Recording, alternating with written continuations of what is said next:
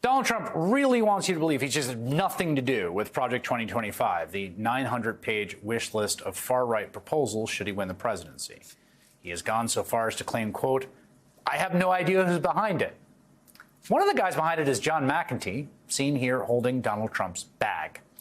McEntee used to be Trump's body man, basically personal assistant with him all the time, during the early years of the Trump administration.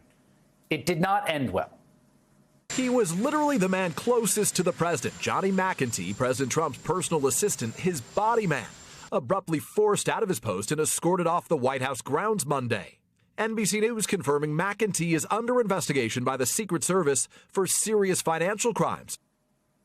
According to the Wall Street Journal, McEntee was a habitual gambler, betting tens of thousands of dollars at a time, and was deemed a security risk as a result. Then Chief of Staff to the President, John Kelly, effectively had him tossed off the White House premises. We should note he was not ever charged with the crime. But in spite of it all, McEntee is nothing if not loyal to Donald Trump. Former college football player and Fox News production assistant was such a strong believer in Trump's message that back in 2015, he repeatedly cold emailed the Trump campaign begging for a job before the campaign eventually brought him on as a volunteer and then as a paid staffer. McEntee was so committed to the cause that he worked out of this space in Trump Tower, 3 walls and an unfinished floor. And his loyalty to the boss paid off.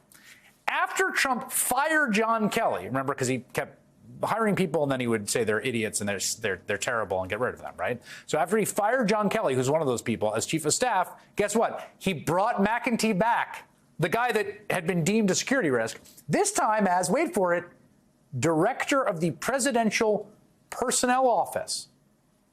So basically, he was the guy who decides who gets to work for the president, the guy escorted off of the White House by Secret Service. And in that role, McEntee worked to purge staffers deemed insufficiently loyal while ensuring that only the most rabid Trump toadies got jobs in the White House. He was also deeply involved with Trump's attempted coup, including the efforts to pressure Mike Pence to reject the results of the 2020 election, with journalist John Karl calling him the man who made January 6th possible. Now, after that coup failed and they had to leave office, McEntee spun his notoriety into a career of something of a conservative influencer, selling MAGA Men a conservatives-only dating app. That sounds fun. And posting absolutely deranged videos like this on social media. So I always keep this fake Hollywood money in my car, so when a homeless person asks for money, then I give them like a fake $5 bill. So I feel good about myself, they feel good. And then when they go to use it, they get arrested. So I'm actually like helping clean up the community, you know, getting them off the street. Okay, so McEntee says it was a joke. A weird one. Gross, I think. Why are we talking about John McEntee? Well, here's why.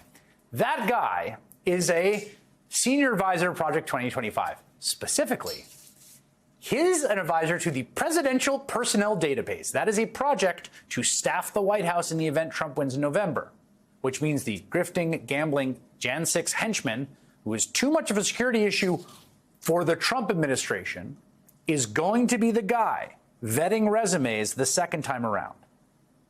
Is that someone you want in charge of the most important personnel office in the country?